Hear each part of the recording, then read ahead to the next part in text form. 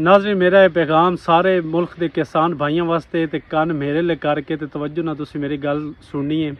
मैं तुहानू सारिਆਂ ਨੂੰ ਇਹੋ ਰਿਕੁਐਸਟ ਕਰ ਸਕਾਂ ਕਿ ਜਿਹੜੀ ਸੀਡ ਹੈ ਨਾ ਮਾਰਕੀਟ ਦੇ ਵਿੱਚ 6300 ਵਾਲੀ 50 ਕਿਲੋ ਦੇ ਹਿਸਾਬ ਮਾਫੀਆ ਲੈ ਕੇ ਆਈ ਹੈ क्योंकि हुकूमत सानू किसानों ने माफिया का दर्जा दिता ही, लेकिन असी माफिया को रिजैक्ट करके असी साबित कर रहे हैं कि किसान माफिया नहीं, जेडे माफिया असी बाईकाट करके किसान होने का ना असी एक सही मुस्बत किरदार अदा किया है।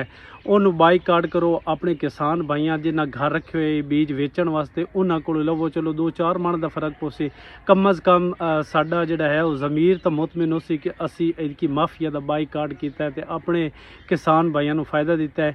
तो बिल्कुल रिजैक्ट कर देवो। तो दूसरी गल है कि इस टाइम आप अपनी हुकूमत के हथी कोई नहीं है, अपनी डोरी ने IMF के हथी।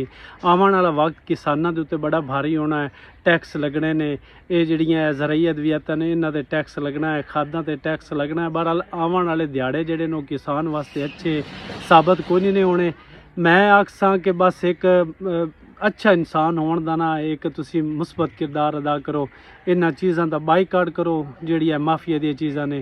खुद जिहड़ी किसानां दे कोल पई हुई है गंदम वो खरीद के ते जिहड़ी असबे ज़रूरत खावन वास्ते तुसी गढ़नी है वो काश्त करो, ताकि इन्हां नूं पता लग जाए कि किसानां माफिया का बाईकाट करके किस तरह माफिया नूं मूँह दे बाहर सट्टिया है। बस मेरा तो ये पैगाम आई था कि मैं आख्या कि अपने किसान भाइयों तक पहुँचा लवां। अगर तुहानूं चंगा लगे तो शेयर तुसी ज़रूर कर देना।